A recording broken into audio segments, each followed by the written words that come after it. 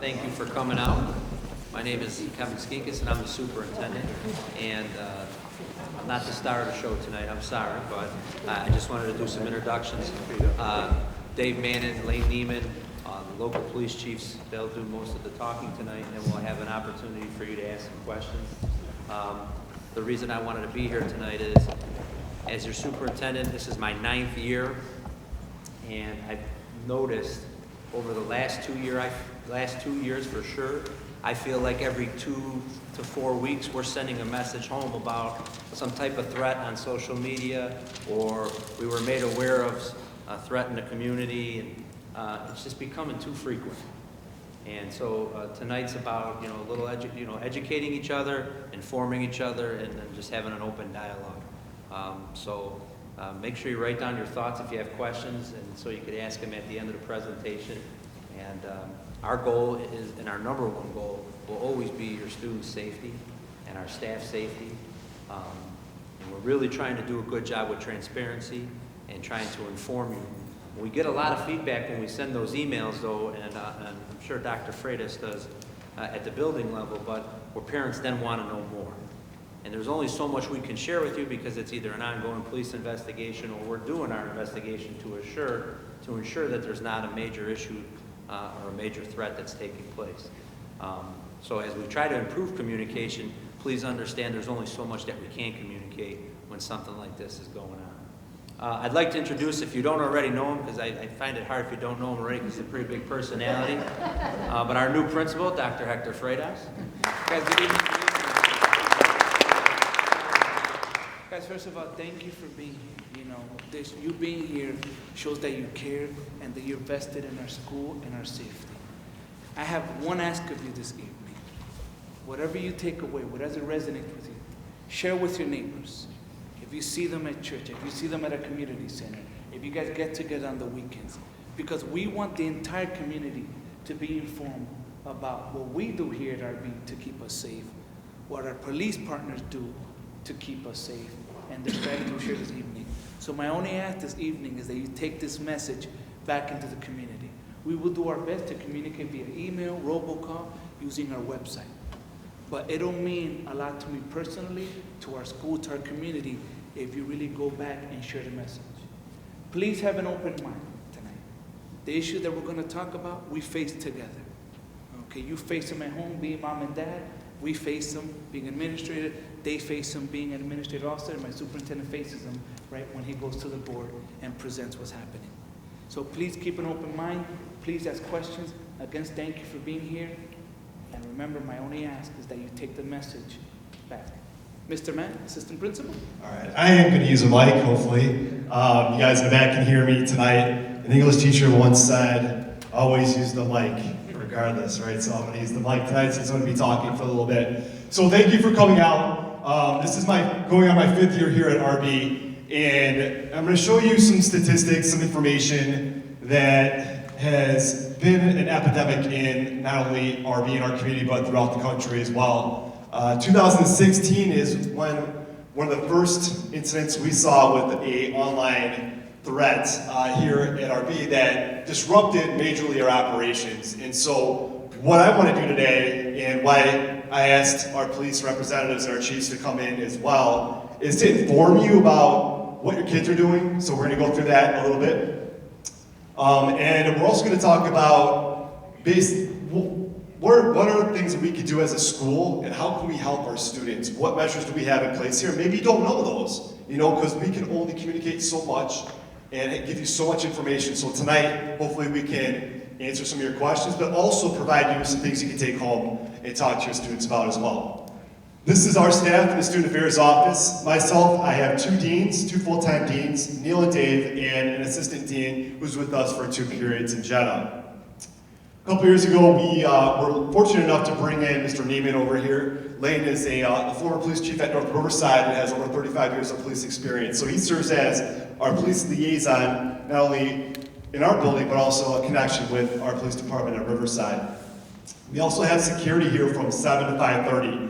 Security, I have 5 security on full-time on the floor, and then we have 2 in the lunchroom, but then also 1 stays on for after hours as well. And then we have all security for rentals and any type of extracurricular event that we need security for. They're here for those events as well. We have a Junior Bulldogs event tonight, and so we'll have security in there for that. So they're represented on all of our after-hour events as well. Again, I just we haven't announced who's here from our police department yet. So Chief Weitzel from Riverside Police Department, thank you for being in attendance tonight.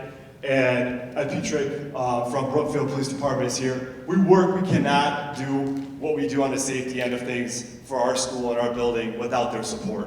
We have a great partnership with our police departments, and we're thankful for their resources.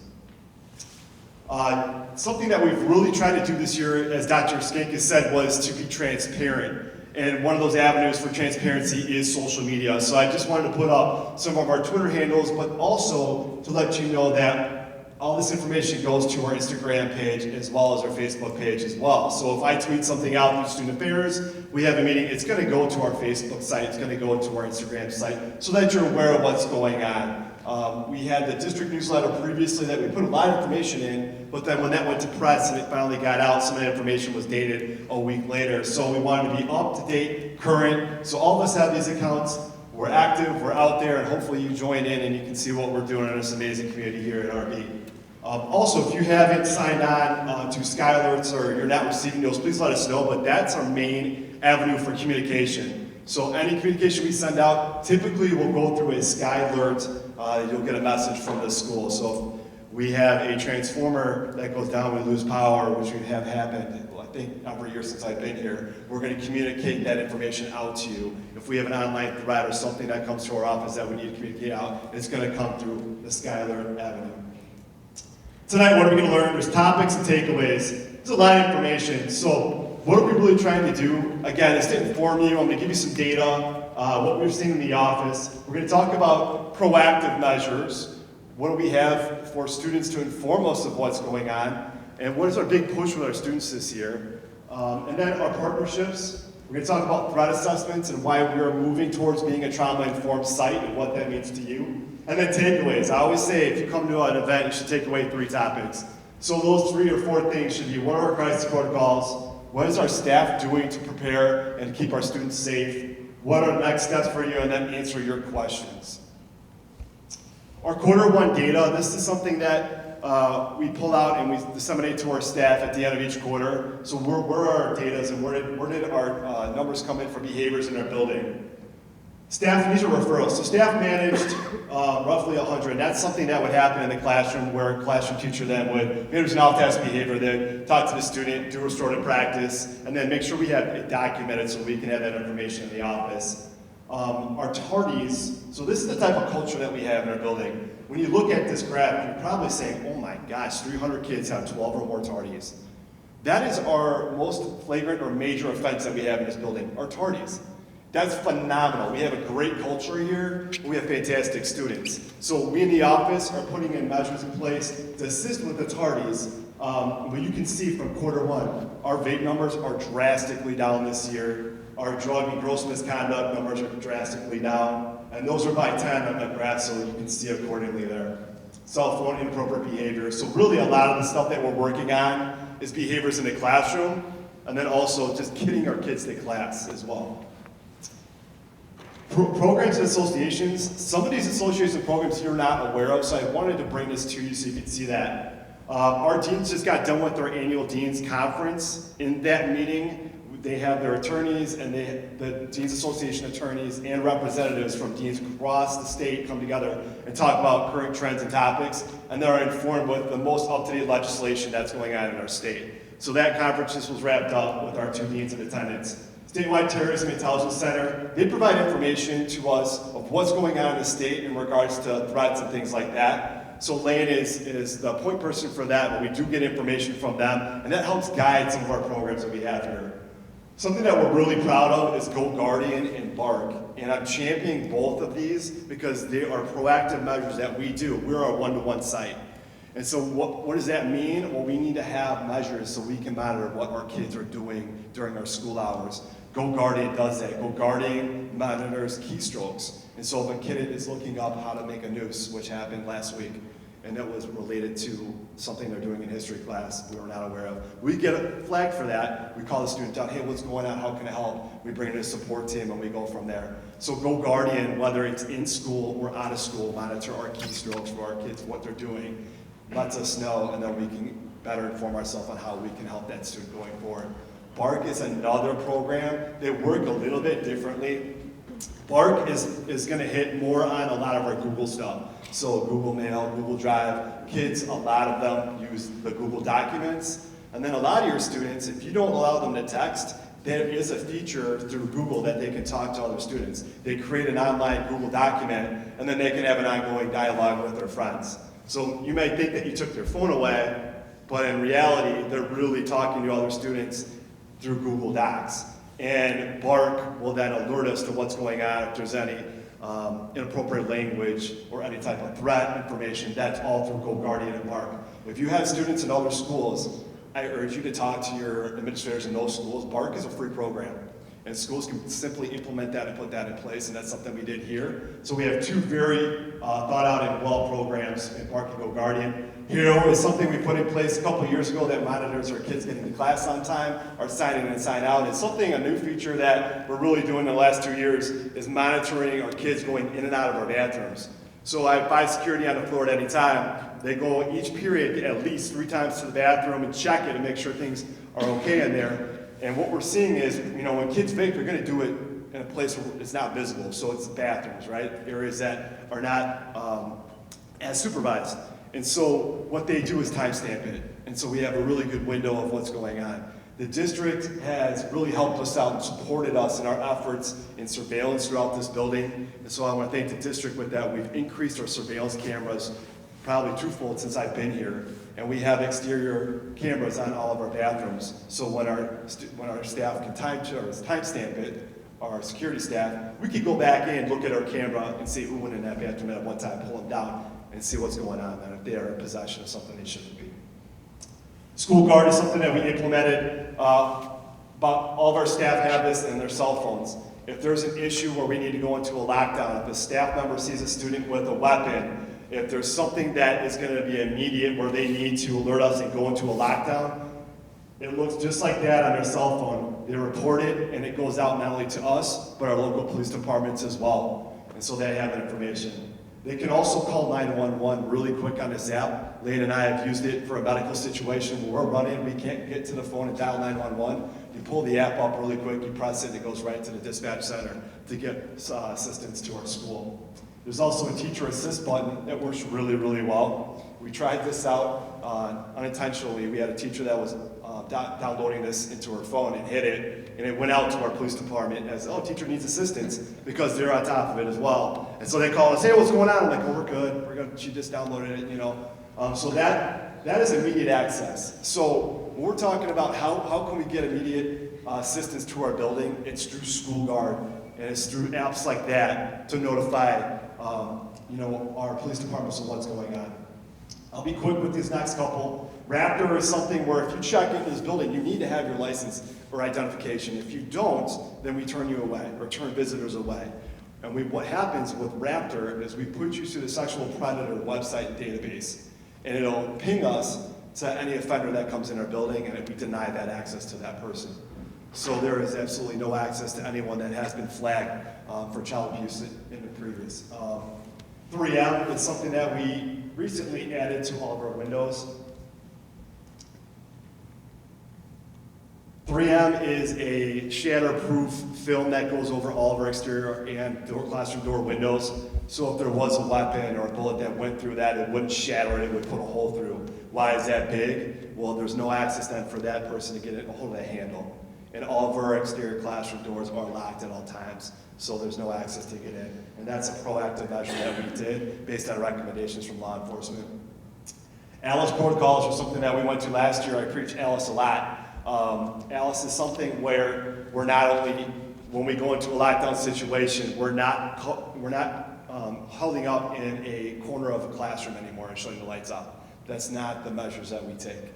If we're in a large venue like this in the auditorium, we tell our students to go, and you're running out to an area that's far, far away. And we'll worry about reunifying you later on, but our first and most primary goal is the safety of our kids, and so we're telling them to go. You look at all of the research and documents that have been taken from, unfortunately, the school shootings that have happened. And you look at Columbine, and you had students that held up in a library when they had an exterior door right next to them because the librarian just told them to sit still. And that has helped us, guide us, and so Alice protocols help with that. Along with Alice is barricading classroom doors, so our teachers are well aware that they need to barricade up and use everything they can to secure their door. All right, our next portion of this presentation is going to talk about social media life. So I'm going to inform you a little bit of what we're seeing from our kids and the applications that they're using. So if you're not aware of Snapchat, I'm going to play a couple things that are going to help you. Stephen Oakes is a fantastic champion of social media, so he's going to tell you a little bit about Snapchat and how you can inform yourself of what your kids are doing. But first, this is a nice little snippet of other applications as well.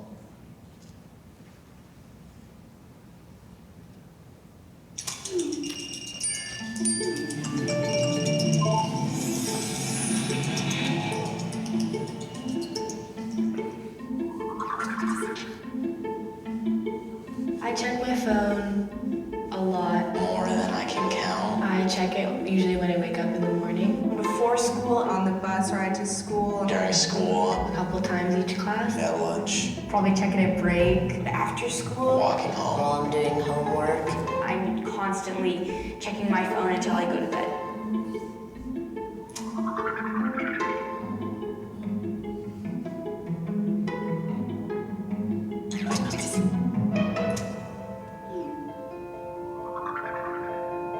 I have definitely been emotionally affected by social media, maybe even depressed.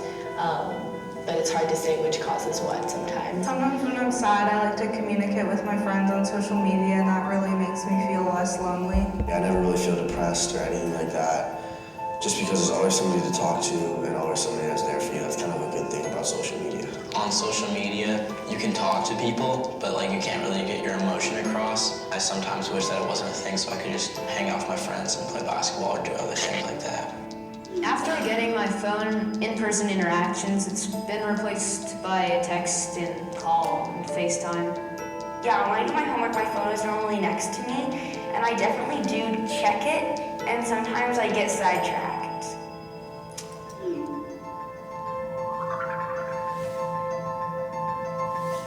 If my parents saw some of the things that I saw on social media, I think they would be very shocked. I've heard racist and sexist comments in comment sections. There's a lot of bullying, obviously, that goes on online, which is horrible. They will comment something rude with language that is offensive, and people make it very personal and hurtful. They just want to invalidate you and your feelings. I don't really wish for the days when I didn't have my phone because it gives me so much like stuff that I like cherish. The thing I love most about social media is to stay connected with my friends. Over spring break, I broke my phone, and I didn't have it for a week, and everyone thought I was dead. It was just so impossible to contact me. I like to make artwork and write, and so sometimes I'll use that as a platform to display my art. I think I really enjoy social media when I am discussing issues with like-minded people or talking about things I'm very passionate about. I think it's a mixture of everything that's on social media that makes it so cool. There's like the Snap shows, there's Snapchat streaks. It's just something that's like a habit to do when I get on my phone. It's something new, it's always exciting, it keeps your attention, and that constant turnover of adding new things definitely contributes to the amount of time people spend on it.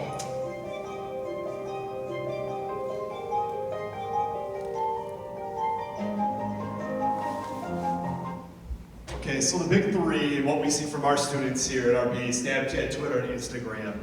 There are more applications, and I'm going to show you 15 here in a second, but these are our big three. If you don't know what your kids are doing on these big three, I'm going to talk to you at the end of the presentation about how you can get to know that and how you can learn more about it. Snapchat demographics, 90% of users are 13 to 24. Our kids aren't going to get on applications that we're on.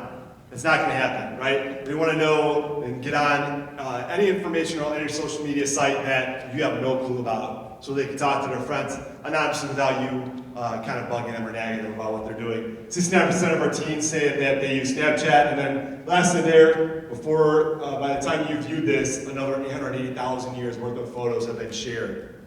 This is a site and application where students can share a lot of information that disappears in 24 hours. I'm going to show you a video about that here in a second. Additional social media statistics, 70% of our students go on Instagram. 96% of our American teens are on YouTube and watch YouTube videos. So cable access, cable viewing for, the family ABC 7 night, that we're used to is no longer. Our kids that are now turning to their social media and internet to look at these YouTube videos. Something that we're doing this year, and a big initiative, is you see it, say it, inform us of what's going on. Just last week, we placed these posters throughout our building with QR codes. I am illiterate sometimes, or ignorant I should say, in understanding how use your phone a little bit to get to these QR codes. And something that we realized was, if you pull your camera up, it goes right to the QR code, and it goes right to our site now. So kids no longer have to type in our web address. If there's something that they see, they can access our bully report or a concerning report by just pulling up their camera, hitting it, and it'll go to our website to inform us of what's going on in our building. We just got one today. We reformatted the form. It's phenomenal. It's anonymous.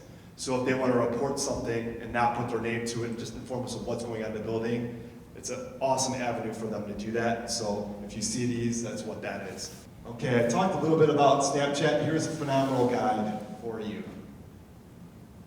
Parents, do you know how to use Snapchat? Well, what is Snapchat? Well, Snapchat marketing says snap. Take a snap with fun filters, special effects, and more. Chat. It's fun and easy to communicate however you want. Stories. Keep up with your friends. Stories every day. Discover. Explore handcrafted stories from the world's top events and publishers. And memories. Your personal collection in the cloud of your favorite snaps and stories and content that you've created. What is Snapchat? Well, Snapchat is a popular photo, video, audio, and live messaging app. Users can post photos or videos to their stories, and posts disappear usually in 24 hours. Users can watch and comment on other Snapchat user stories. Snapchat has a private messaging feature which allows users to send private video, audio, or photos to one another. Now, filters are a popular aspect of the app, and filters create effects over the Snapchat photos or videos, which are called snaps. What is a streak? A streak is given to users who have sent each other snaps consistently for 2 days or more. A fire emoji will appear next to a friend's name along with a number, as you can see on the right. This indicates that you are on a streak with that friend, and the number indicates how many days the streak has been going on. This essentially gamifies the app, so students want to stay on it every day and continue to talk with those best friends or those close friends to make sure they don't lose that number. Now, what are stories? Well, adding a snap, which is a video or photo, to your story, which is also called your public profile, allows your friends to view that snap an unlimited number of times for 24 hours. By default, stories, or your public posts, can be seen by all of your friends, but you can customize who can see each story that you post. Now, memories are a Snapchat feature that allows users to save their own snaps and stories in the cloud. Users can also use memories to upload photos from their phone's camera roll to post them in their story at a later date or in a private chat. How do you post? Well, hold the button down to film a video and release to stop filming. Tap the button to take an individual photo. Swipe right to explore the different filter options. To add multiple filters, hold a finger on the screen and continue to swipe right. Then you can post it to your public story for everyone to view, or you can send it directly to friends so they can view it once and it will expire. Now, how do you add friends? Well, drag down on your friend's Snapchat app and scan their barcode to add them as a friend. How do kids use Snapchat? Well, kids communicate in a quick, silly, fun, and non-permanent way with friends, and they get news from publishers' stories to see what's going on around the world. They build and maintain streaks with their closest friends, and they send private text-only snaps to friends that can disappear in 24 hours. It's important to note on the text-only snaps to friends, you can hold down the text and you can save it for longer than 24 hours if you want to keep that piece of text. Now, with just a couple swipes, you can see that companies all over the world are posting on Snapchat daily to their public stories. Companies like BuzzFeed, Cosmo, CNN, and more post to keep people up to date on what's going on. And this is where students say that they like it the most because they can see what's happening in the world, and this essentially is their newsfeed. Now, why is Snapchat so popular? Well, posts are temporary and they usually disappear in 24 hours. And if users build a long streak with other friends, they will keep posting so they don't lose their streak. And this is called gamification. Now, Snapchat also offers tons of filters and new filters every day, as you can see on the right. So students are logging in and there's something new to try out just about every day. 60% of Snapchat users are under the age of 25. 30% of teens rank Snapchat as the most important social network. 30% of Snapchat users claim to use the app because their parents aren't on it. The LA Times says Snapchat is also perceived as more authentic since the app favors spur-of-the-moment posts rather than carefully edited selections. And USA Today says, fortunately, multiple default Snapchat settings make the process easier if you're a parent, but you still want to pay close attention to protect your children. Now, why should parents care? Well, due to its temporary nature, many teens might post riskier content on Snapchat than other social networks. And Snapchat is very popular among teens, and once again, one of the reasons why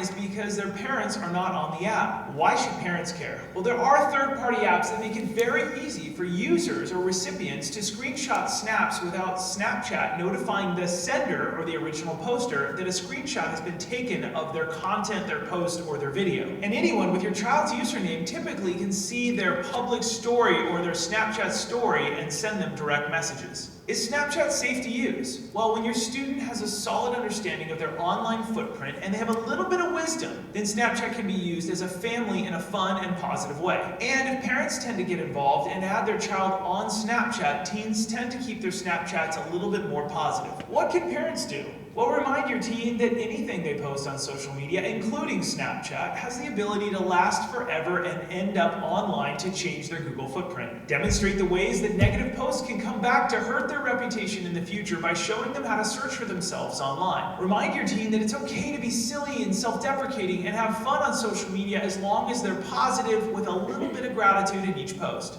Colleges are okay with a student making fun of themselves, but not others. And know your child's Snapchat username. Get involved and monitor their snaps. Essentially, be where your students are at and your whole family will be a little bit more safe. Consider registering for FootprintFriday.com to monitor your students' online footprint in less than 5 minutes every week. And consider joining one of our social media safety webinars on SafeSmartSocial.com to know how to protect your kids. Click in the upper left to join our next webinar, and remember to subscribe in the upper right. Okay, so smartsocial.com, if there's one takeaway from tonight's presentation, that is a great website and resource for you. I would highly recommend you check that out, smartsocial.com.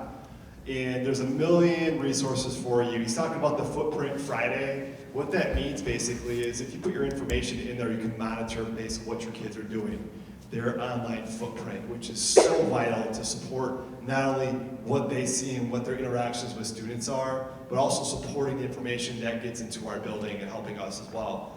The amount of hours that we devote to investigating Snapchat-related issues in this building is mind-blowing. I mean, this Snapchat site and Snapchat application, what it does is causes major headaches for us because of the ability for it to go away in 24 hours. Now, students can take photo captions of it, but it does something that they didn't mention in there. It does send a signal off to the person who sent that snap out to like, oh, this person screenshot your information.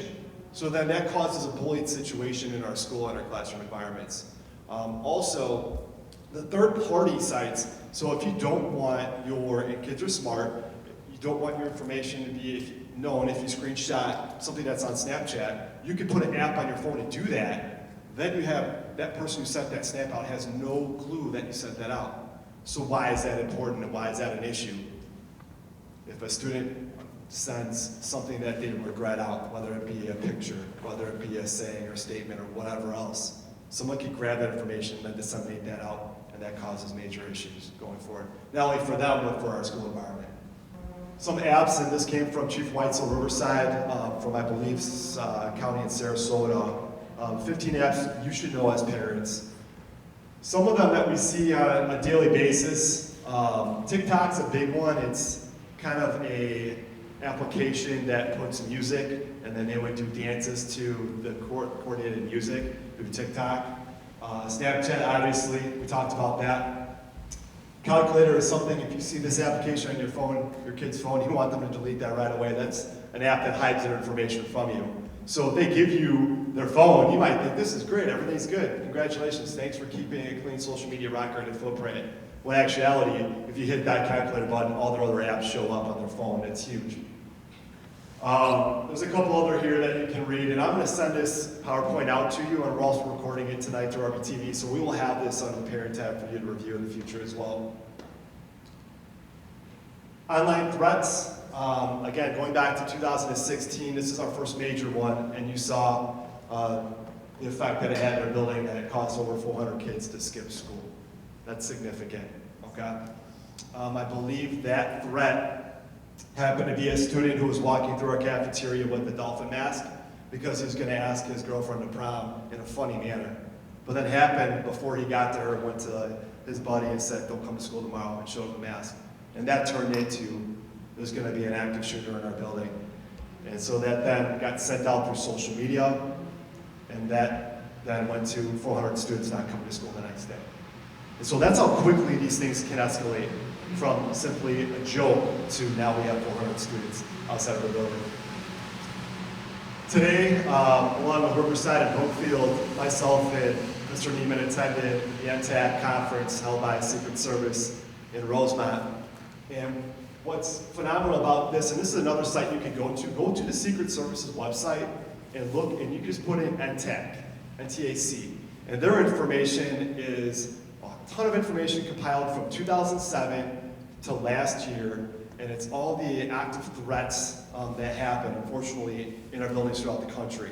They dug into that data and the resources that came from that. So they looked at those attackers' social media sites, they interviewed their family members, they interviewed the attackers themselves, and some of the data that put up there came from that. It's pretty astonishing when you look at nearly half of the targeted school violence that happened from 2007 to last year happened because of bullying.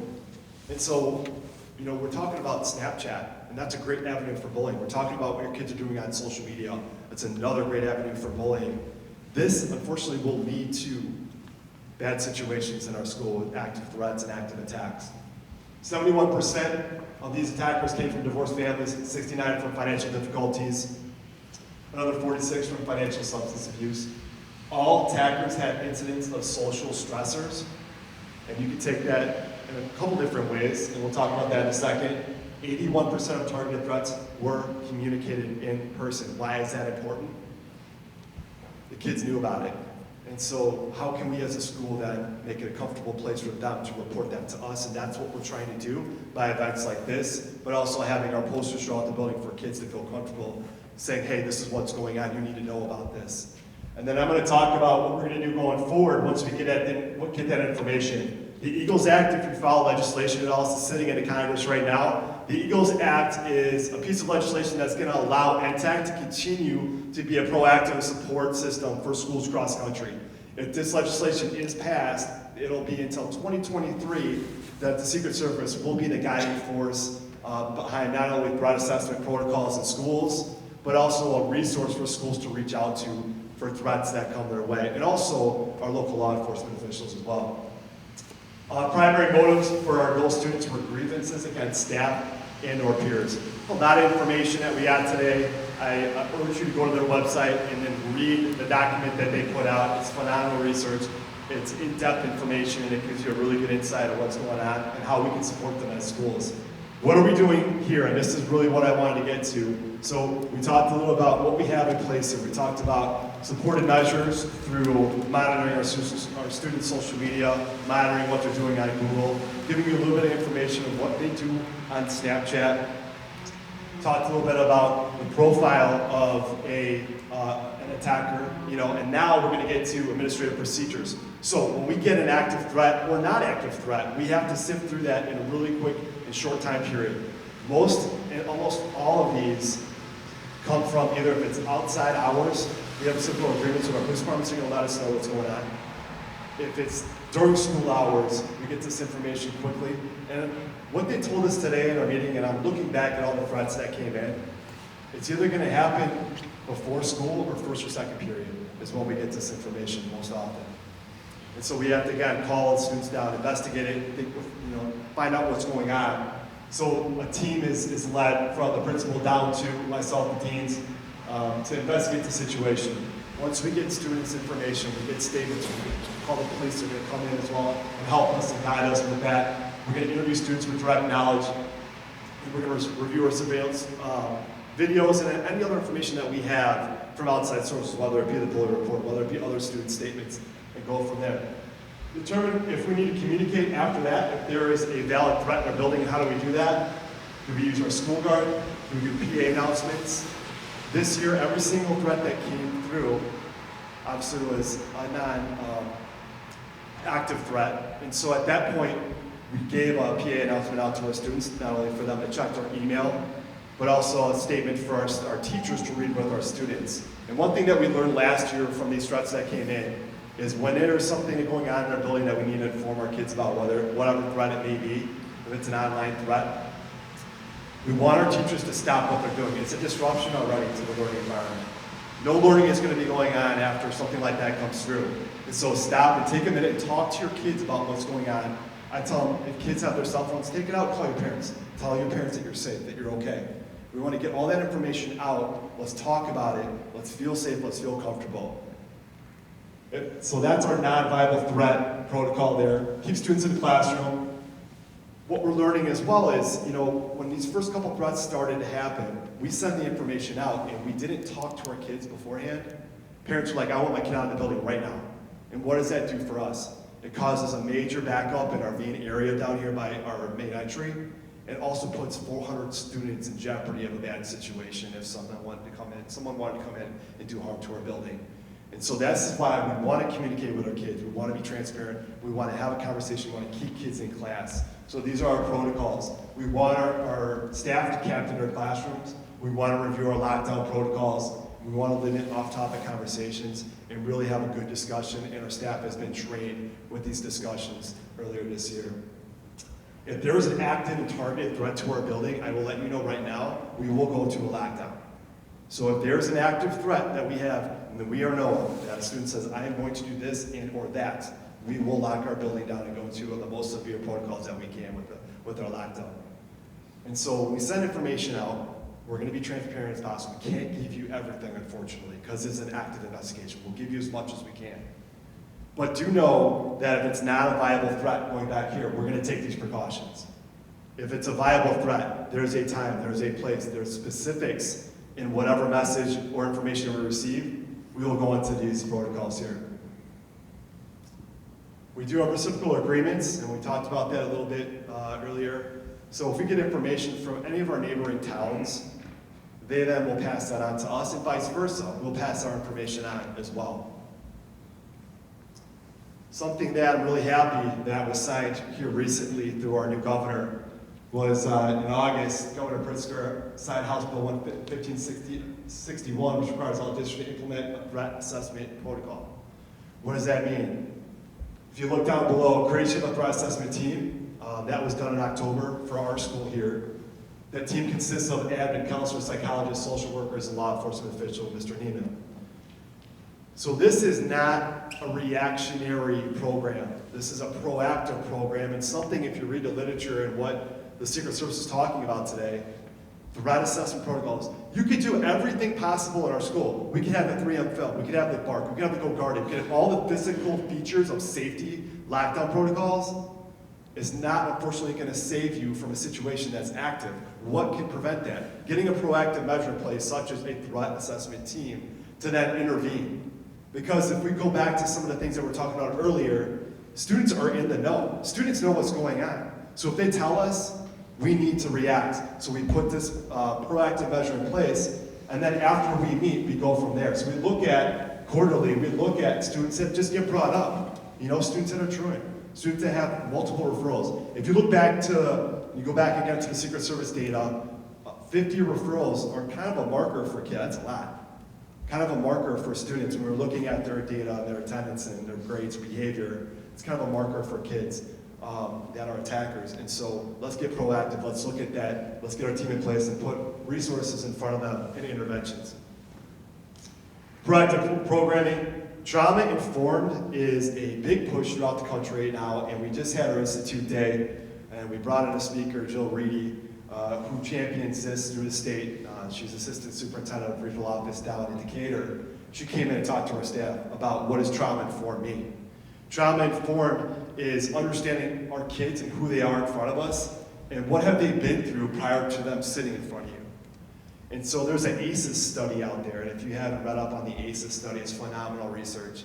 The ACEs study looks at, it provided a test to several students, and it asked them, have you been afflicted with abuse? Is a family member an alcoholic? Is there financial difficulties? And so if you add up ACEs, and if you look at the data and if you interview some of these attackers, I guarantee you they have about 5 or 6 ACEs. And so knowing our ACEs and knowing our students that are in front of our teachers, and them having the whereabouts to know that and how they can approach them, that goes a long way in being proactive, not only helping the student out, building a relationship, increasing the culture and climate of our building. So we are trauma-informed. I'm going to show you a little video here in a second about that as well. We use a lot of acronyms in education, so I'm going to spell this out. MTSS, Multi-Tiered Systems of Support, and RTI, Response to Intervention. These are 2 big things that we're doing throughout our building. We go hero points. We give out hero points for kids doing great things. And then they see me in the caf and I give them candy bars, give them t-shirts, give them gift cards. We want to reward kids for what they're doing. And that's time for us to build connections. And that's a tier 1, ground level, let's help our kids out. Being transparent, having principal meetings with our students, having community forums like that. All of this stuff goes a long way in helping our community be in the know and our students to be supported. Threat assessment team, we just completed that in October. Equity and excellence goes along the same lines of trauma-informed. Equity and excellence, we brought a speaker in the spring, and they talked about just different cultures and understanding different cultures. Our building is very diverse, and so we wanted to educate our staff on the diversity of our students, their culture, their customs, and things like that as well. Partnerships with our parents and community. Peer mediation is something that we started a couple years ago, which is fantastic. Our kids are trained up to diffuse conflict. And so if I have 2 students that are in a verbal argument that gets escalated, and say, hey, you know what, let's take a pause. Do you both agree to have a peer mediator talk to you and mediate the situation out? Absolutely. And whenever we put kids in front of other kids, it goes a long way. Educating our student body. We have a digital citizenship day that happens once a year. And we're going to do more of this as well, informing our students going forward. But we bring in speakers and we talk about online safety. I have young kids at home, and something that's always on my brain is, am I teaching them enough how to use the devices that they're on? Or the applications that they're going to use? And that we need to be more informed than them about what they're doing, and thus is why we do Digital Citizenship Day and letting our students know what's going on. Online monitoring, and then early warning data, bringing out that data, and then putting those students up into a threat assessment protocol team so we can talk and support those students. This is the last video I have before our questions, but this goes to our trauma-informed, being a trauma-informed site, and how the students in front of us, whether it be academic stress, social emotional stress, we talked about those stressors, right? Earlier when we looked at the Secret Service data, several of those attackers had stressors. This is the stress that affects it on your brain.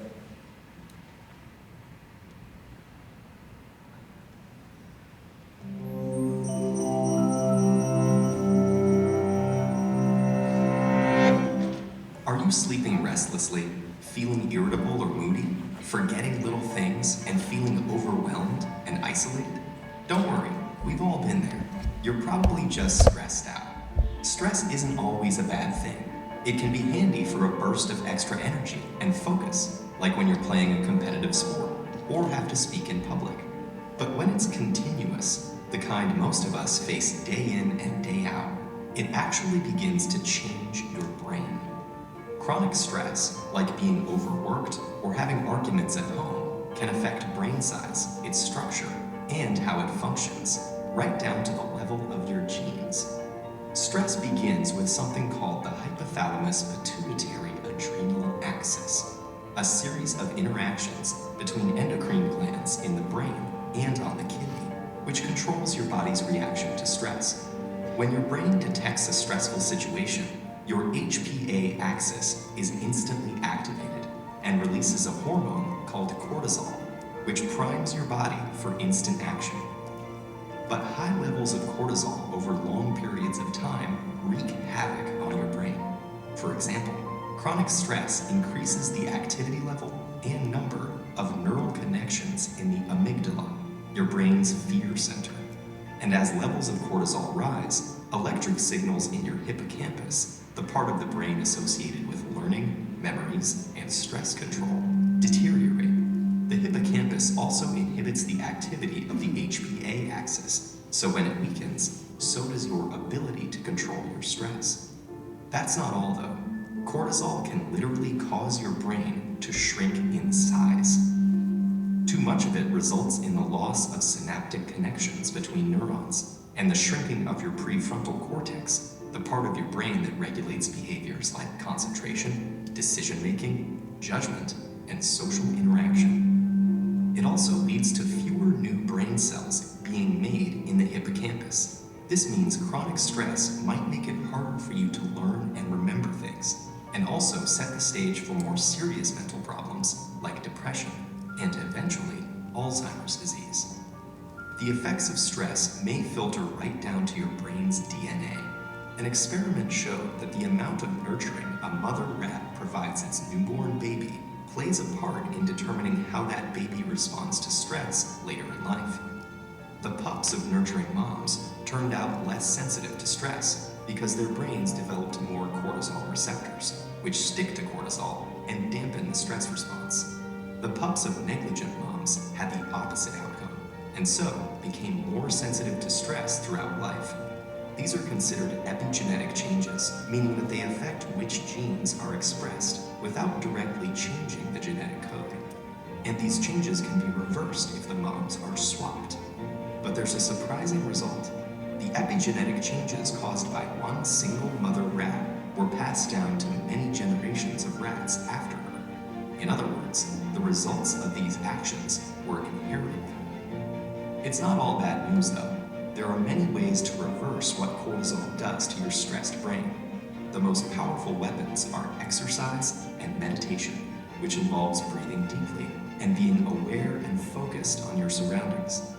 Both of these activities decrease your stress and increase the size of the hippocampus, thereby improving your memory. So don't feel defeated by the pressures of daily life. Get in control of your stress before it takes control of you.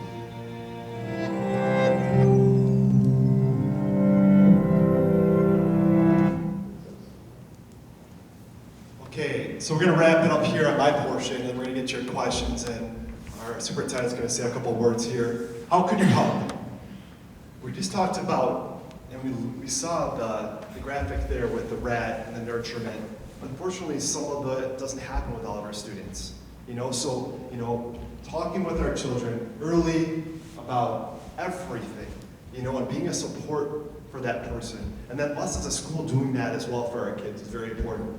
When you talk to your children, be honest. Violence and related trauma issues are serious, but more damage can be done by just minimizing it, not talking about it. It's difficult. Whenever I get in front of our students, and we do this at our grade level assemblies at the beginning of the year and at second semester, I bring our student body in front of us, and I hate to talk about school violence. I hate it. It's uncommon. It's not something that we look forward to doing. But ALICE protocols and what we've learned is we need to be blunt, we need to be specific, and we need to tell our students what's going on, how to protect yourself, and then also how to protect other students. So what we're very blatant about, if you see something, say something, we mean that. When we're very blatant about, here are ALICE protocols, we mean that. Do not assume that your children know even the basic facts about safety and other risks. Eliminate access by weapons or youth. Seek professional assistance. Provide order and structure for your students going forward. And then, I love the last one, inspect your students' room, your child's room from time to time, just to see what's going on. Kids are really smart. They're gonna hide stuff from you. And it might not be out in the open. And something that we've been dealing with here, my last point, are students that utilize a text app that isn't something that it would be from your phone, it would just be an application. So if you cut your cell service off and think that I'm just taking that away and he's punished, they have other means of communicating And so this Text Now app, they can text other people and do whatever they want, and they even get a number provided to them through this Text Now app. And so this is something that you just need to be aware. And by going to sites like Smart Social, by looking at what the Secret Service is putting out, I think that goes a long way in supporting your student and then also supporting us as a building and our safety. So thank you again for coming tonight. I really appreciate it. We're going to get to questions here, and I'm going to pass it over to our superintendent, Dr. Skinkis.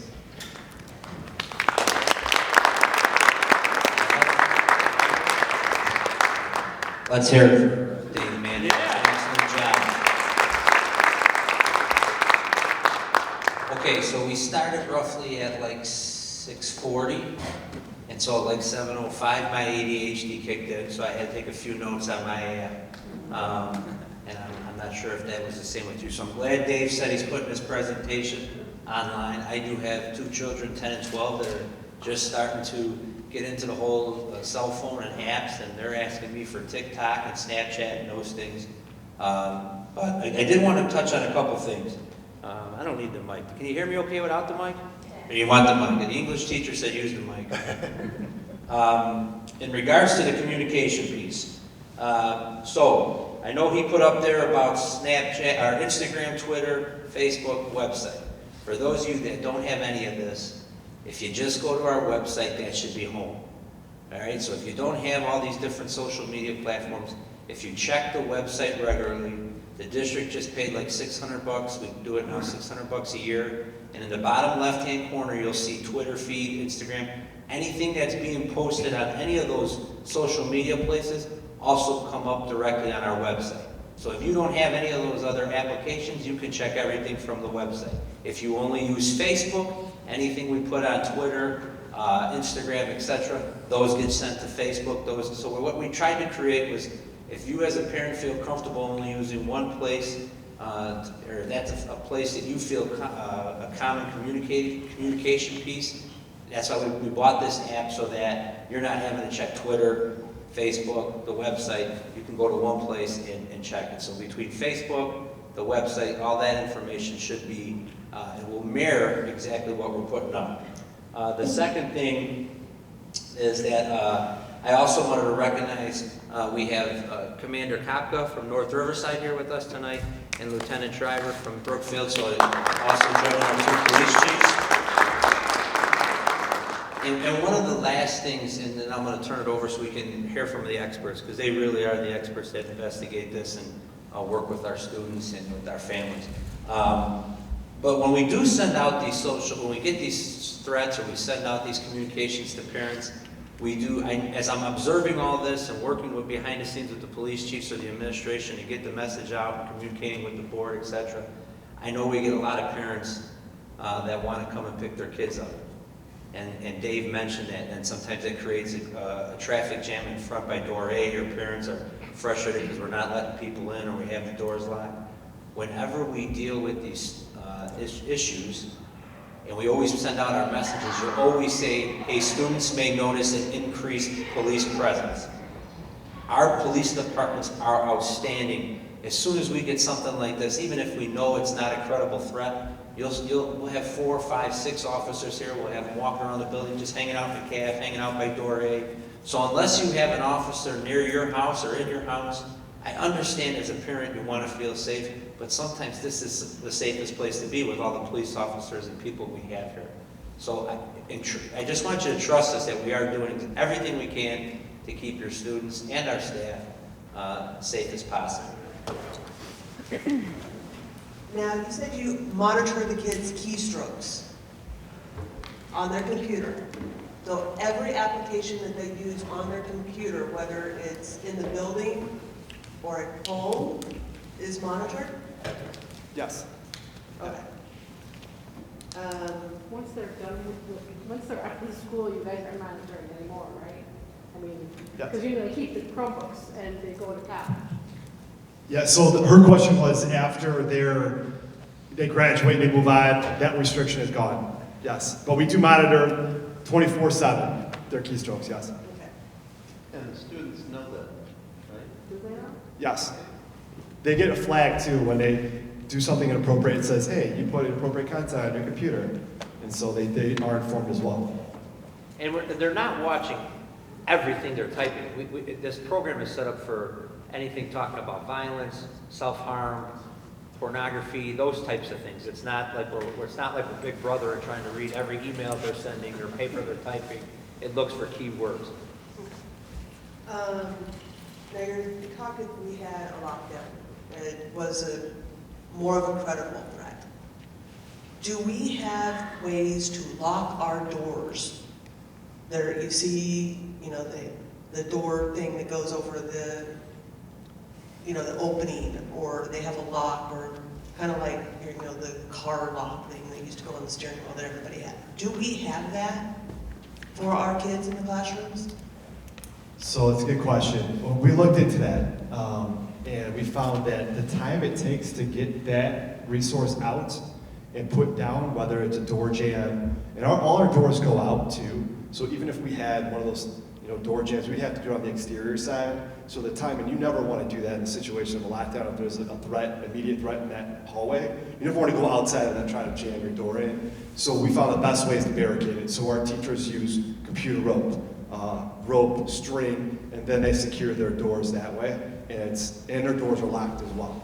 And so it's even providing, and then we barricade our doors in as well. So we put everything and anything, movable cabinets, desks, all that stuff. And if there's an active shooter, they're not going to waste time trying to get through that barricade. They're going to move on.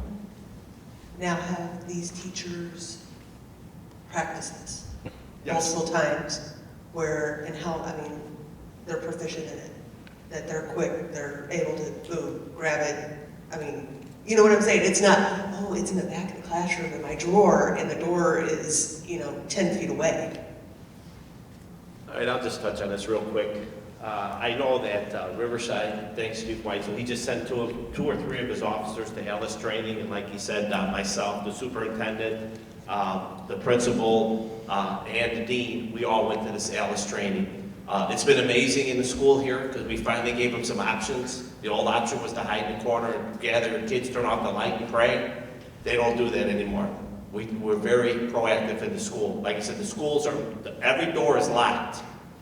We don't have any incidents, and we just went to that national one today with the Secret Service where they shot off the lock and went in and get the kids. If the door is locked, they went right past it, right to the next classroom. Okay, now all our doors are locked. All our doors have the 3 on film. And there's a little opening for the window. Even if they shot in there, the whole window wouldn't come out. It would just make a hole. It's not bulletproof, but it would just make a hole. So he'd have to keep shooting, and then try to knock it out. They're not going to do that. They're focused. They want to see people. They want to shoot people most of the time, unfortunately. So our system, because of the doors all opening out, works great. All our teachers, they're checked by the security on a regular basis, make sure they can have their door open, but it's locked. So if something happened, they can just come over, pull the door closed, and then, like I said, start barricading, or if they need to exit the building or something like that, they have those options. All our teachers have been trained on this, and it's amazing to see. It's fantastic. It's just like, I think it was 3 times we've done it. We've invited the police department to be there on the next one, because like I said, their officers just recently been trained with Alice training, and they're gonna see what we're already doing here, which is pretty amazing. I have 4 daughters that are all teachers, okay? And I have 5 kids, I have 7 grandkids, so it's pretty important to me. So what we're doing here really warms my heart, and I really appreciate the steps that the superintendent and the principals went through to make sure that we do have a safe school. So thank you. Do I need to pass the mic to you? No, I got one. You got the list? Maybe we should set up an interview for you. Well, I mean, don't get me wrong, some people don't answer questions. This is a really hard one. Does any of our staff have training, and weapons can be anything. They can be a stick, they can be a knife, they can be a gun, they can be part of a desk. Do they have training if something was to happen, that they know how to react and use things? We have not trained our staff on how to use weapons. The Board of Education 2 years ago made a decision to work with Chief Weitzel in the village and myself to have Officer Niemann here. He is a concealed carry on school grounds. Part of the Alice training was training the staff to show them that they can use anything in the event of a last-minute option of throwing the staplers, having kids throw books from their backpack, throwing desk chairs, but we have never formally trained our staff. We try to do intervention techniques, how to talk to kids, but we have never formally trained our staff on how to create their own weapons or use weapons. And then my last question. You know, you get a threat, and I mean, I drive up, I see 6 cop cars. I know something's going on. Then later on, I get the text message or the email or whatever, we've had an issue. You know, you saw all the cop cars here, Brookfield, Riverside, they're here doing their job, doing a great job.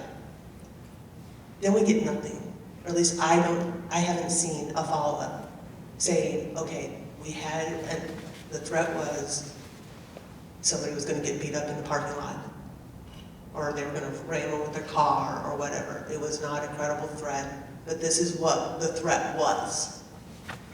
As parents, I wanna know what the threat was. Yeah, I can address that if you want. We don't give specific threats out, and I'm not speaking for any of the police chiefs here, but we don't, because sometimes you get copycat crimes.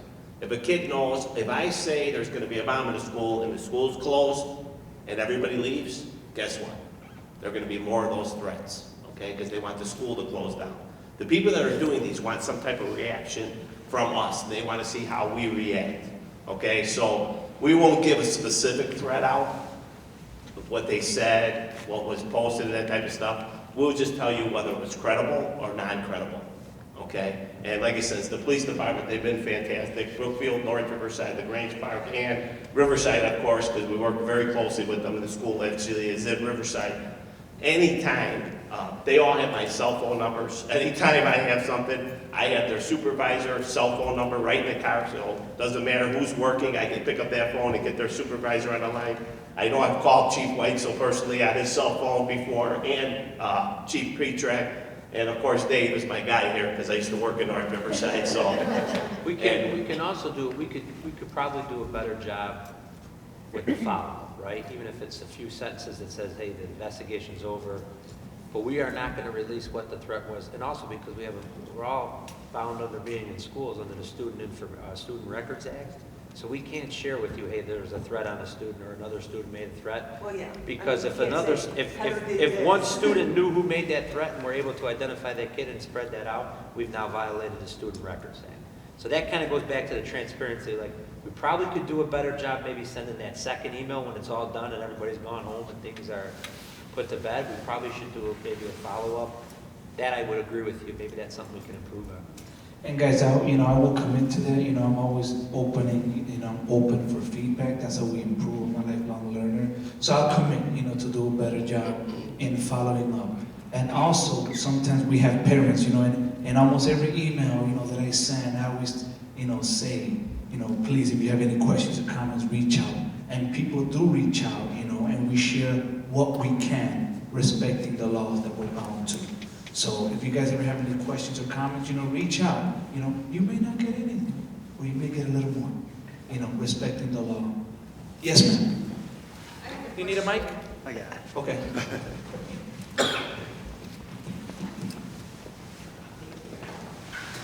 So my question is, if bullying is identified as the root cause, why are students still permitted to use their cell phones in classroom?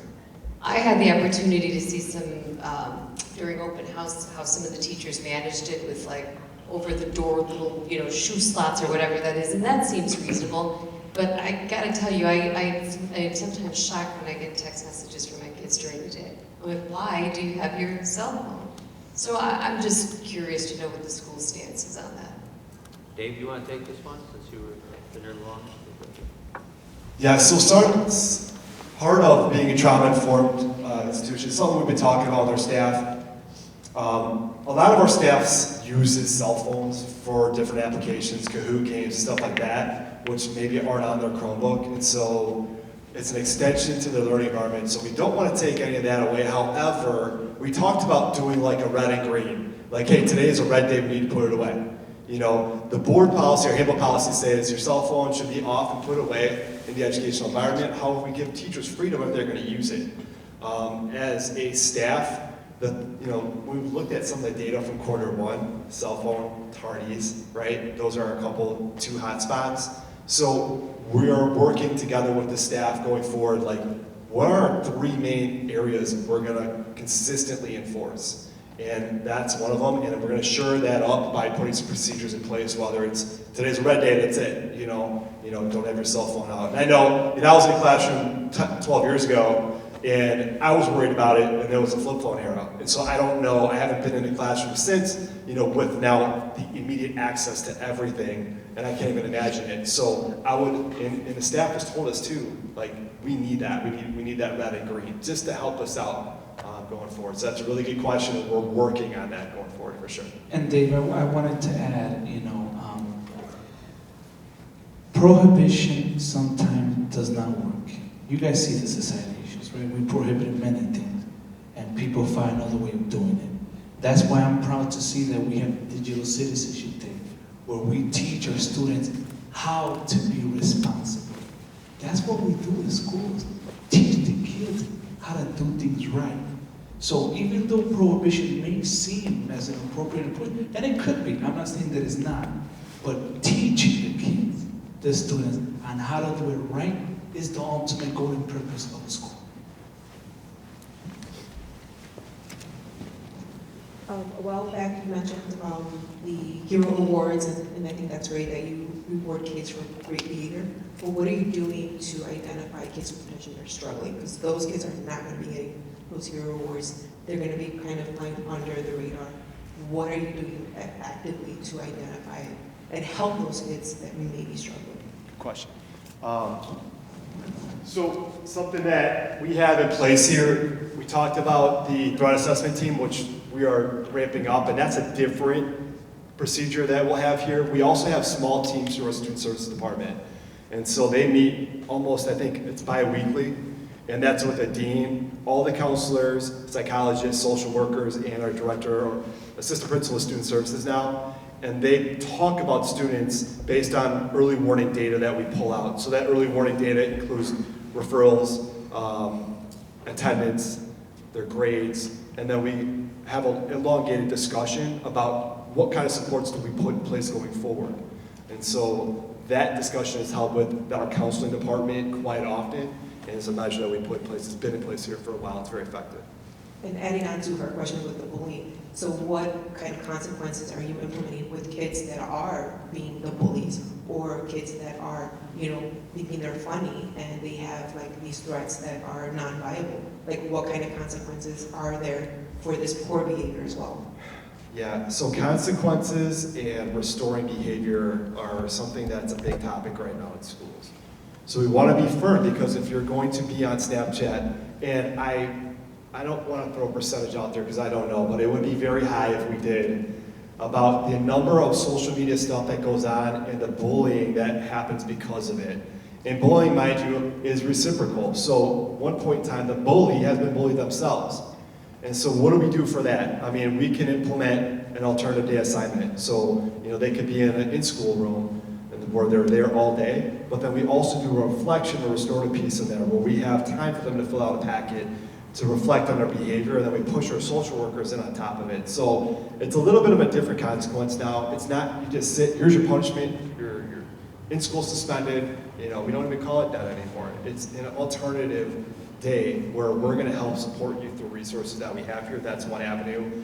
I don't know if the chiefs want to talk about this, and your mics are hot so you can just talk, but there are bullying statutes that we can implement if this is an ongoing thing. And we have done that before with Riverside and their partnership, and that's something that we documented, and so we did this, and we have to make sure we have there's two different types here. There's peer conflicts, which happen all the time, and kids think that that's bullying, when it might just be, I have a disagreement about you or your shirt, or you about what I'm wearing or whatever. That's not bullying, it's a peer conflict, and so we need to make sure we know the terms and the kids know the terms. But let's say now you wore that shirt every day because that's the only shirt you have, and I'm making fun of you for that. That's a repetitive act, and that repetitive act is harassing and causing harm. At that point, we exhaust what we can in our office, and we also seek out the police department for their support, and we have done that. And that hits home. And then it's like, I need to stop what I'm doing. And then we support it through restorative stuff through our student services office. So, good question. Are the parents notified when y'all notice a student? We'll just say my daughter. You've noticed this is going on, and you're talking about her. Do you notify that the parents have, just to let you know, we've noticed some changes, do you see some changes of what's going on? Or is it just you guys doing it and the parents don't know until these guys are involved? So, this is my 4th high school, and again, I'm going to my 5th year here.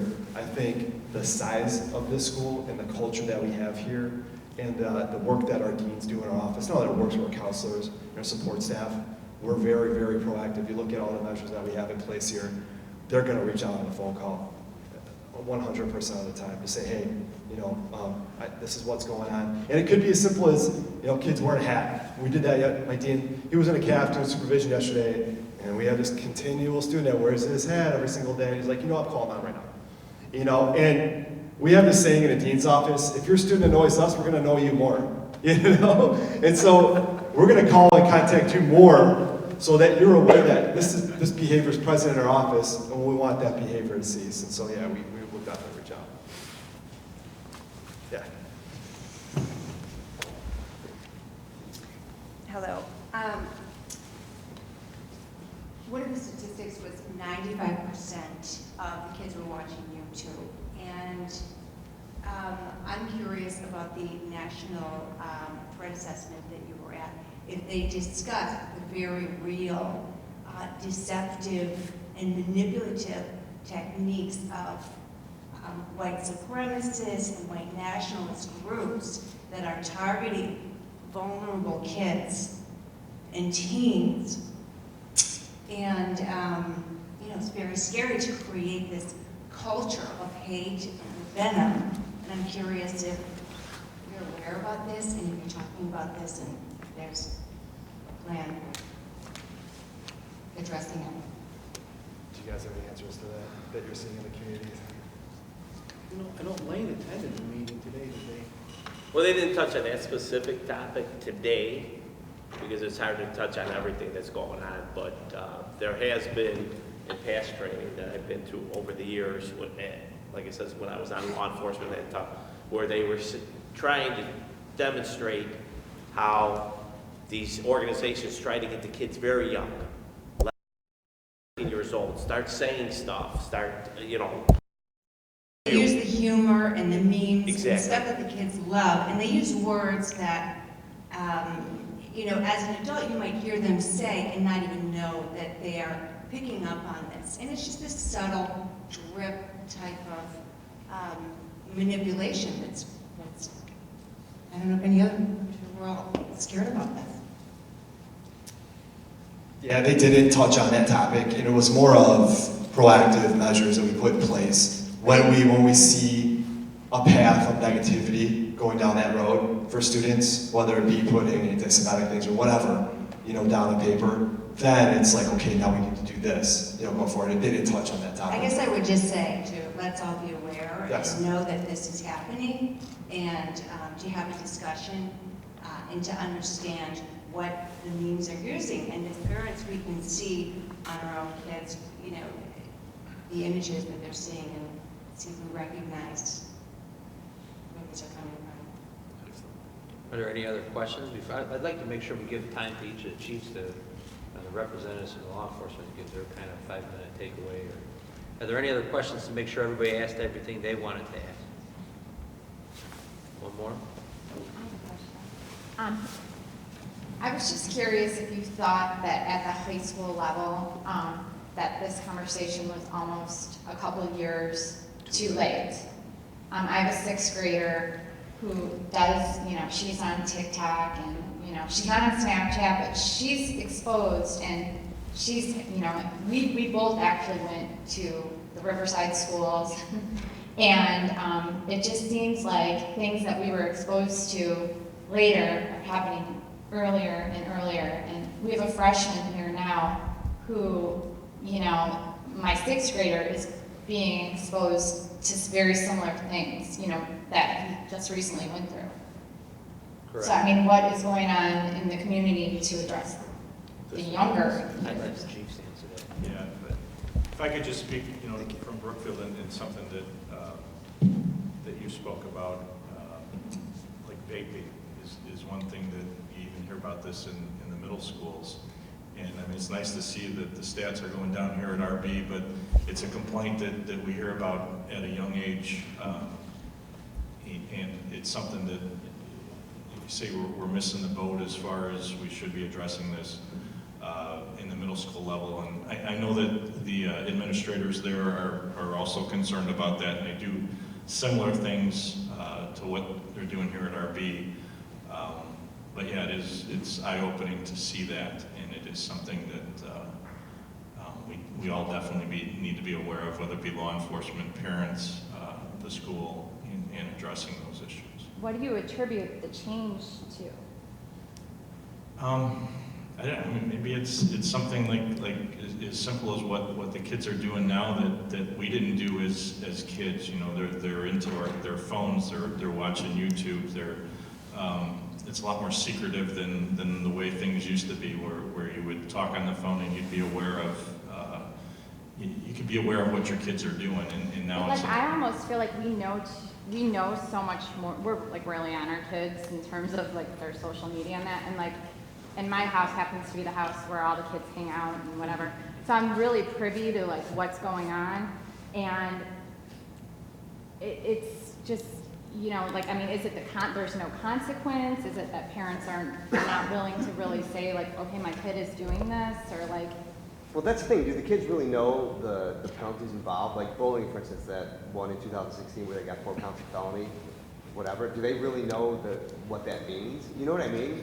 Like, I throw it in their head all the time. Like, you do this, this is what's going to happen. It's going to stay with you for the rest of your life. Like, you know is there what I mean? consequences? There is, and oftentimes it's when we deal with them, it's almost to the point where it's almost too late, and then they're realizing how serious it is. On a police department level, just like they do at the high school, depending on what the situation is, we have different options of how to handle something. So we can go as small as a ticket, something we call an informal station adjustment, where we just bring in the parties. If there's kids that have a disagreement or they're bullying, that kind of thing, we could bring the parties in and try and work it out that way with the parents, the kids, and that sort of thing. If they're not getting the message at that point, we can step it up to a formal station adjustment, and that's where we put a kid on a contract. And it could be a 30-day contract, up to a 90-day contract, or maybe even 6 months. And if they violate anything while they're on that contract, then they go to the petition level. And the petition level is something similar to what we do with adults, where we arrest them, we fingerprint them, we send them off to court, and then we're dealing with some pretty serious consequences where once you get fingerprinted or you're photographed, then that's something that may follow you for a long time. So again, and all that depends on history with the kids, how severe the crime is that they're committing, or the offense that they're doing. But we try and start at a lower level and bring it up to there. Unfortunately, some of the things that are going on we're not aware of until it's too late, or there's, you know, they're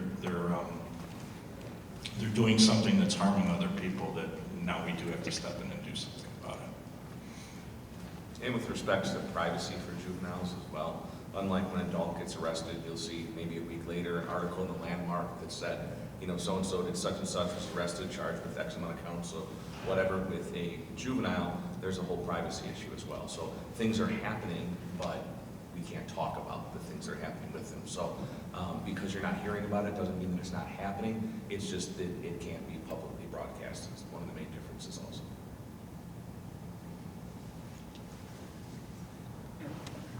Am I on? And I just wanted to say that here, you know, when I first arrived, you know, I saw one of my assistant principals presenting to the students about the expectations and the coaching, the climate. And the students here at RB know the consequences, okay? They're reminded constantly in a positive manner and in a serious manner. And I was proud to see that, because sometimes too often, Judge Dowry, students don't know. This is an educational institution. Our job is to inform, to let people know, to share that knowledge, and share both sides of the issue. So everyone here can rest assured that everybody here at RB, under our watch, knows what can happen to them if they're harmful to their peer. So everybody here knows. Tom, do you have anything you want to share before we take this to Tom? Yeah, good evening. So, the high school's in, I can start by saying the high school's in our jurisdiction, but the football field is not.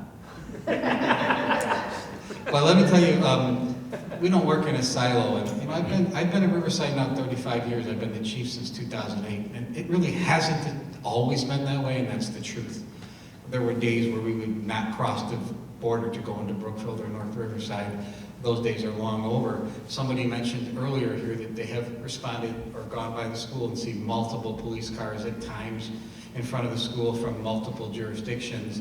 And I can assure you that if there is an incident that rises to that level, Riverside is never responding here by ourselves, never. So, yeah, if there's Riverside and Brookfield and North Riverside here, it's probably something that initially brought that type of response. It doesn't mean that that's what it ends up being, but our training would send us here. And Brookfield, for example, may even beat us here.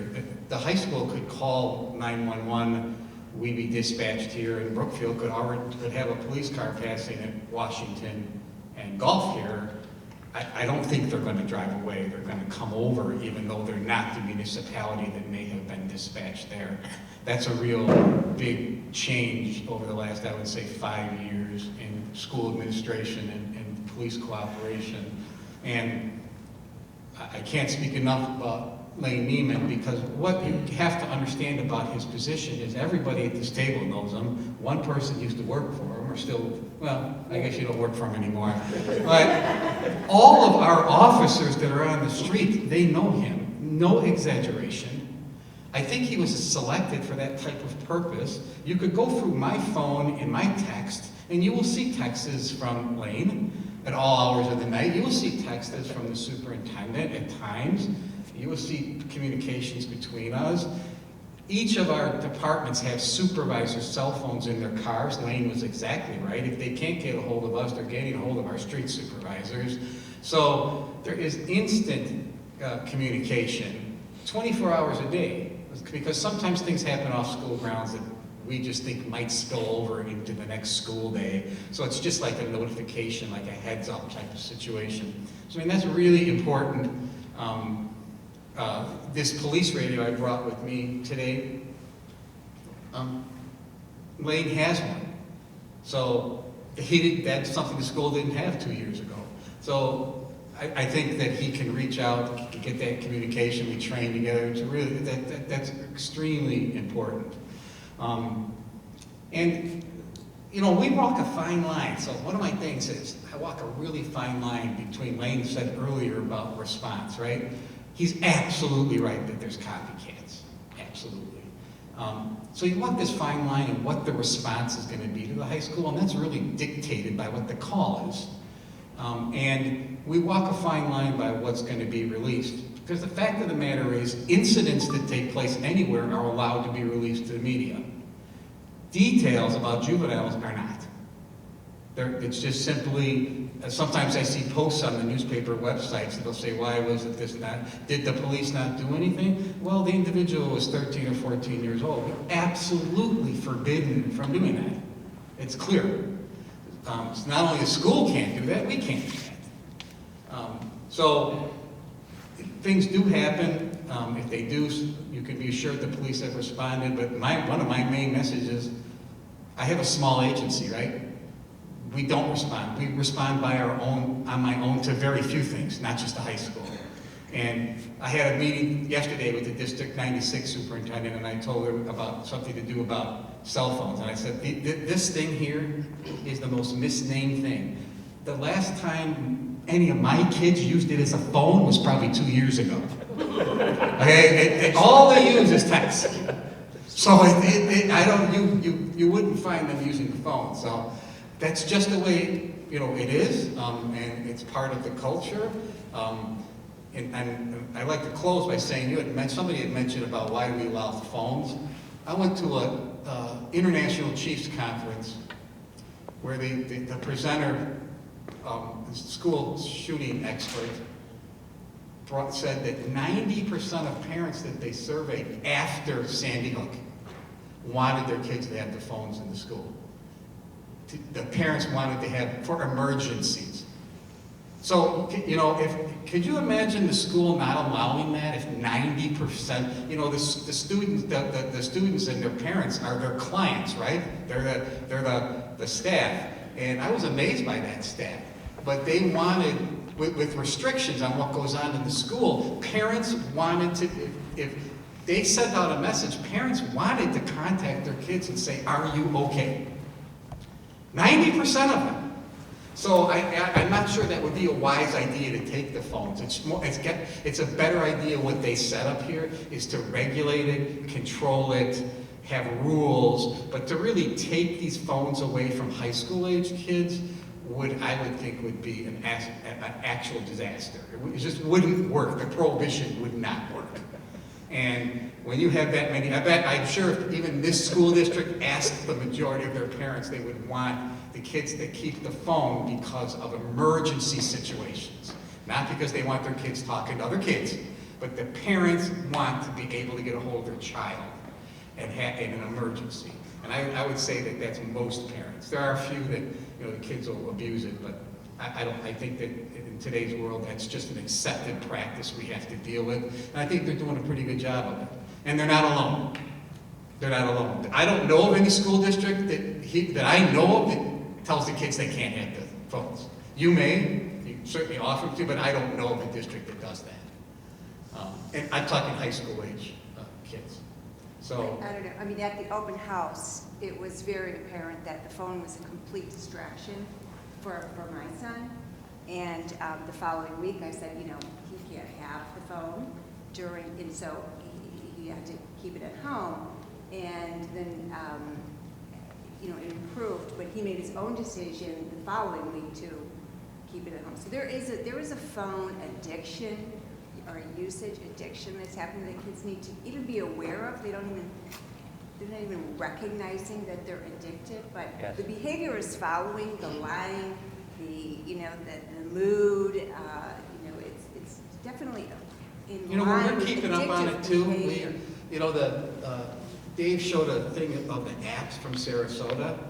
You know how that happened? So actually, it's up to 21 now. So my wife's family's from Sarasota. This is exactly how I got that. I was in Sarasota. They made this large arrest. The sheriff publicized this thing. I saw it on the news. I'm like, hey, wow. When I came back to Riverside, I called their public information officer at the Sarasota Sheriff's Office. I said, could I share that? Because they developed it, not Riverside. I said, could we share that? And, we'll give you credit. They're like, absolutely, no problem.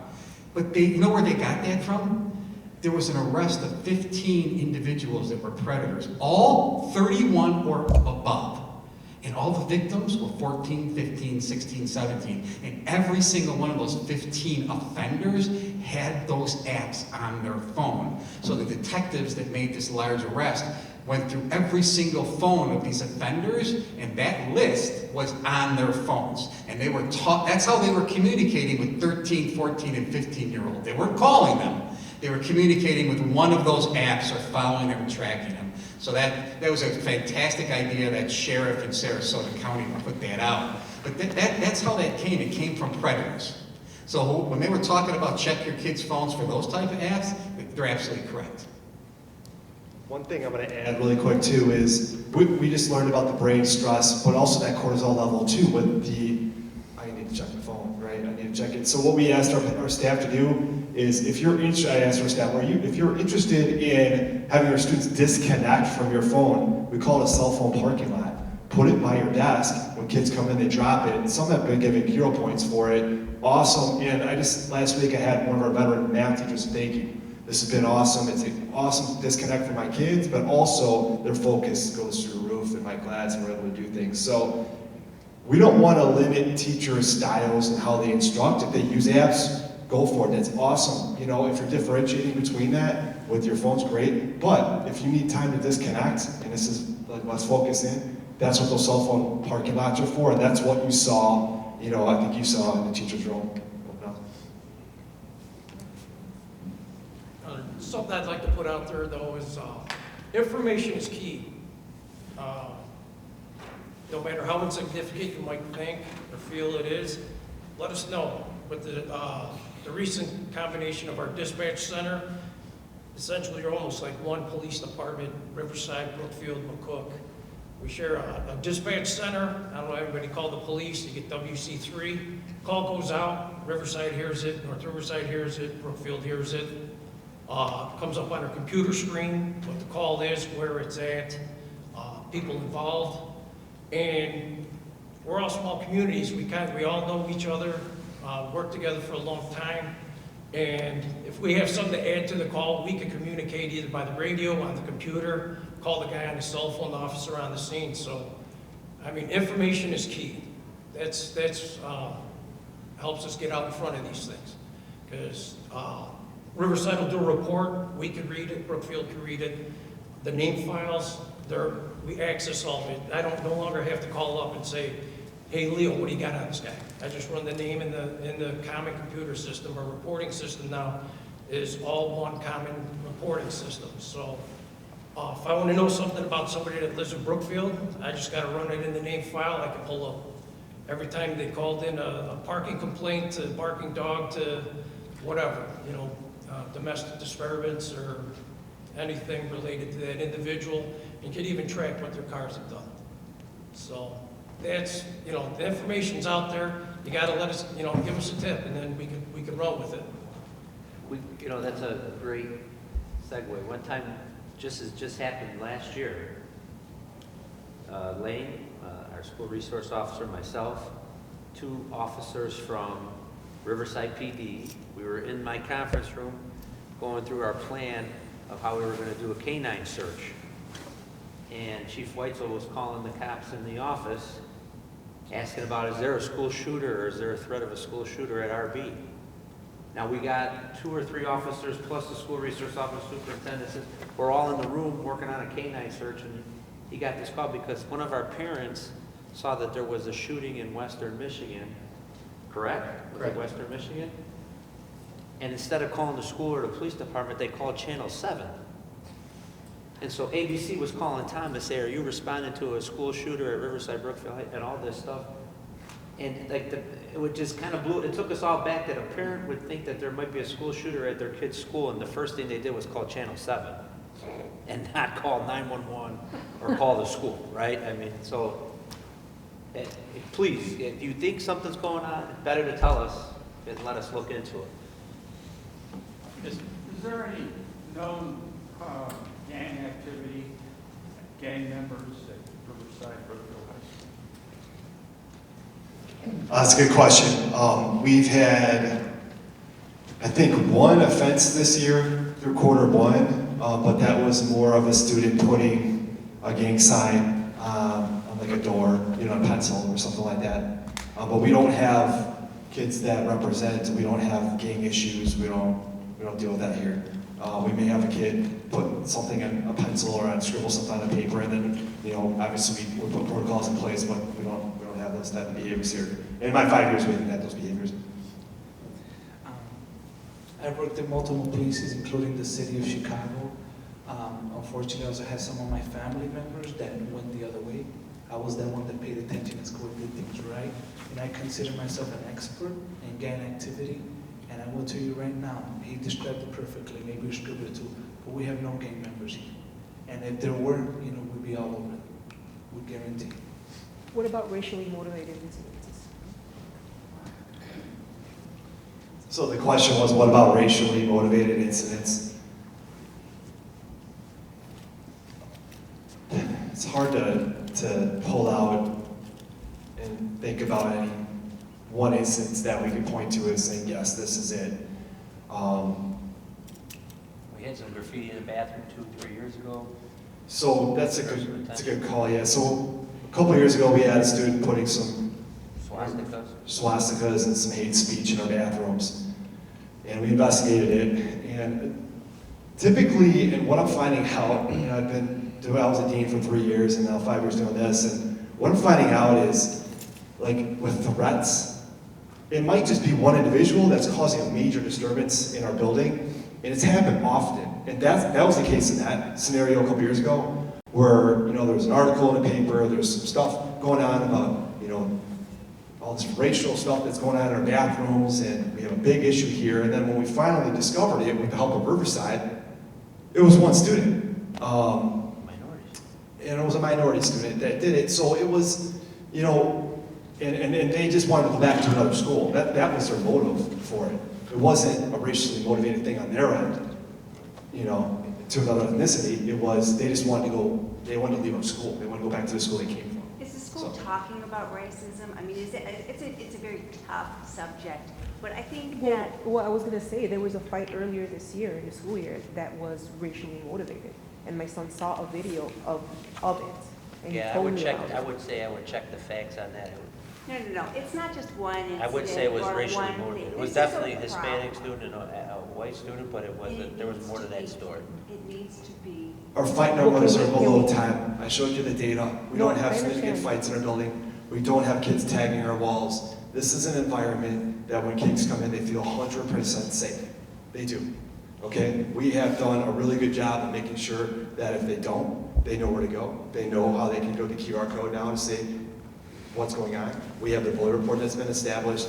And so... What's going on to make them feel like they belong? I think that can be a problem for kids when they feel, you know, that they're not cool, or they were bullied on social media, and then, you know, other people jump on that, and then they feel less than. What's going on to support the stress levels? And, I mean, you have the Citizen Day, one day. Is there anything else that's going on, social counseling, or, I don't know, I mean, I think there needs to be some out-of-the-box creative thinking to get kids to come together for some team building stuff, and, you know, to be a family at RB. I mean, you know, you tout this, but I think that we're seeing otherwise. Yeah, no, it's a good point. But I also want you guys to realize that what we're talking about today in some of these programs are visible programs. But the stuff that's insulated in the programs that you don't see, we could stay here till 6 in the morning and I can talk to you about all those programs that go on. 75% of our students are engaged in something. 75%. Go to another high school and look at those percentages and tell me where they're at. So we have more 40 clubs and activities, almost that much in athletics. In our student support services, they put on multiple programs throughout the year. There's individual meetings. I mean, we bring in outside resources. We have pillars. We have North Riverside group that comes in, and we have another outside agency that comes in as well. We have RAP services for our students with special needs that support them outside of the school hours. I mean, there's so many things that we're doing here as a school that's supporting our students that I can't put together in an hour presentation for you, which I could, but we are supported. Beth Augustine does a phenomenal job. And if you want to reach out to her too, I know she'd be happy to talk to you about specific things that she's doing in her department too. She'd be a I'm not definitely trying point to make person. you feel bad. I just think it's important to have the discussion and see what brings on the threats. It's a preventative thing. And I think it's turbulent times. Yes. There's a lot of anxiety. Kids are stressed out, and you know, we have this new dimension that we're all grappling with. And that's why I was so thrilled to see, I mean, we've been doing threat assessment protocols, so that you know too, and I don't want to be long-winded here, but whenever we do have, you know, we put a student on suspension, or if there is, you know, a message that we receive about a threat, a weapon, we're not only going to investigate that thoroughly, but we're also going to contact the police department, and then they're going to go investigate it too, whether that's going out to the house and making sure that there's no weapons in the house, talking to the parents. But then we also do a threat assessment, and this is outside of that new legislation that was signed. We've always been doing this. If there is a threat and it involves a weapon, and if we understand and know about that, we're going to go out and do that threat assessment with that student before, if they are on a suspension, before they come back to our building. Any type of threat, whether that's a fight, you know, and that's where we understand more about what's going on, because us as administrators aren't doing those threat assessments. It's from the trained professionals, our psychologists, our social workers, who ask us targeted questions. And Secret Service, they help guide us. We use a Virginia model at this school. And if you look up the Virginia model, it gives a really holistic understanding of that altercation or whatever, or that matter, whatever it is. And then it comes back to us as like, we need to intervene right now, or it's good, you know, and then it can come back to a learning environment and we'll help them. And then any student that's on a suspension too, there's a re-entry process. And so we're not just gonna kick a kid out and then, hey, let's go back in and let's have school today. We don't do that. And so there's a lot of restorative work that we're doing behind the scenes, again. And I'm glad that you guys are asking these questions, because you don't know, and this is why we have this forum for this. So that's what makes social media so tough, is the parent asked the question, it was a great question, is all those videos, we confiscated so many phones the day of that altercation, we saw all the same videos, but the problem is the kid left, so kids leave, they have a 10-second clip or 30-second clip, that's shared on Snapchat or Instagram or all these different places, and these backstories that aren't true or aren't factual build up, and then before you know it, it's 9 o'clock. At 9 o'clock at night, Lane's calling me at home and saying, hey, we got this going on Snapchat, hey, we got noted about this. And it's something that's spun totally out of control because there's not factual information, but you could shoot a video out to 100 people or 1,000 people within seconds, and then everybody puts their own backstory to it. You know, there was a racial fight, or there was a threat about this, and that's how the article he put up from 2 years ago, a kid was going to ask a girl to prom, and the next thing you know, there was a threat of a school shooter, and 400 kids called in, and it turned into a big story, and it couldn't even have been further from the truth.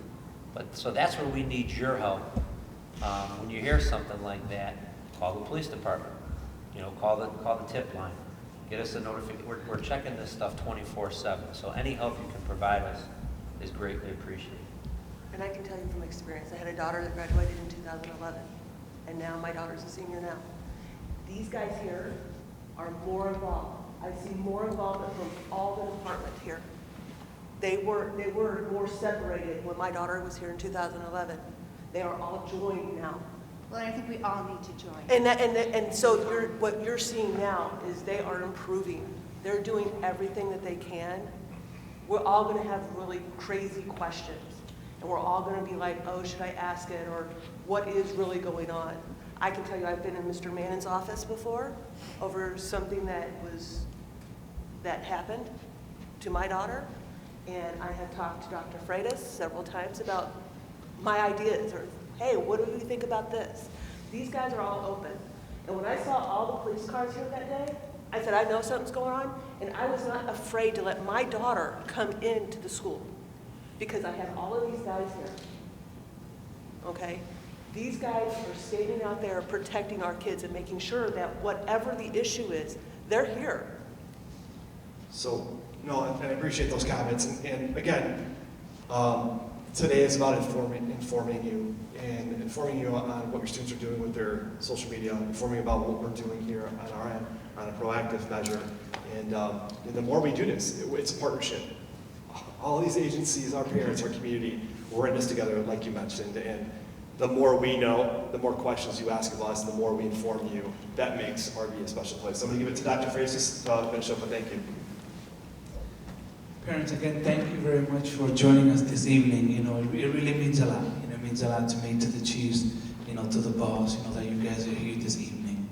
Again, going back to my introduction, I hope you take this message back to your neighbors. Crowdsourcing, learning from the crowd, learning from you is so important. So if you can, whenever you see your neighbor at your next gathering, your next community event, this is what we learned at Riverside Brookfield High School. This is a special district with special people. I've been impressed with day one, seeing the police partnership that we have. And guys, sometimes they're here for training as well. Okay, so it's not always a bad thing. The other day we had a communications, you know, we were testing on walkie-talkies. So sometimes they're here to learn and for us to collaborate. Just remember that as well. Okay, I want to thank Niemann, our SRO. He's fantastic. I see he's an extra administrator. He's a counselor. He's a father. He's a fantastic man. I want to thank my boss, my mentor, superintendent, who allows me to do the great job I have, and my team, my assistant principal. Okay, this is a very special place, and we could only make it better with your support. I have my next coffee with the principal. We can continue some of these conversations, okay? Please look online to join me at the next coffee with the principal, and we will continue doing community forums. You know, my job here, my duties, is to be visible, be present, and to go out to the community. So as I learned from my first year, I observed, and as I received this feedback, I will take it and implement it in my practice. Thank you very much for joining us this evening, okay? We have a whole certificate over here for the chief, for Dave, for Lane, for the boss, the superintendent. Thank